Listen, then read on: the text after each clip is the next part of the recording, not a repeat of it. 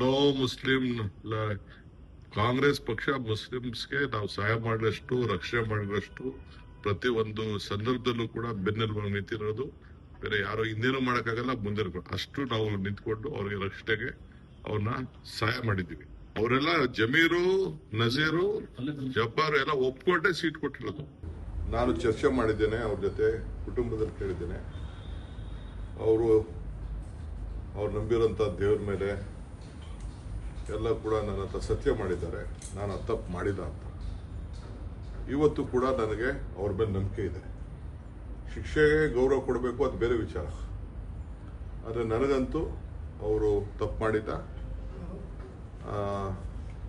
ಮೇಲ್ಮನೆಗೆ ಅವಕಾಶ ಇದೆ, ಇನ್ನು 30 ದಿನ ಅವಕಾಶ ಇದೆ, ಅವರು ಮಾಡ್ತಾರೆ.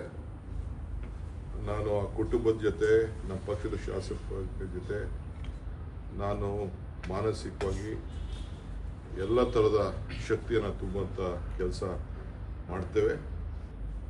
ನಾನು ಬೇಕಾದಷ್ಟು ತೊಂದರೆ ನನಗೂ ಸಂಚಿನ ಮೇಲೆ ಅನುಭವಿಸಿದೆ. ಕೊನೆಗೆ ಸುಪ್ರೀಂ ಕೋರ್ಟಲ್ಲಿ ನನಗೆ ನ್ಯಾಯ ಸಿಕ್ತು ಇಡೀ ಕೇಸ್ನಲ್ಲಿ.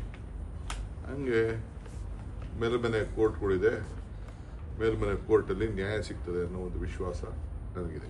ಶಕ್ತಿಯಾಗಿ ಉತ್ತರ ಕರ್ನಾಟಕದಲ್ಲಿ ಒಬ್ಬ ದೊಡ್ಡ ಶಕ್ತಿಯಾಗಿ ಬೆಳೀತಾರೆ ಅಂತ ಹೇಳಿ ಬಿಜೆಪಿಯವ್ರು ಮಾಡಿದಂಥ ಒಳಸಂಚಿಗೆ ಇವತ್ತು ಪಾಪ ಆತನಿಗೆ ತೊಂದರೆ ಆಗಿದೆ.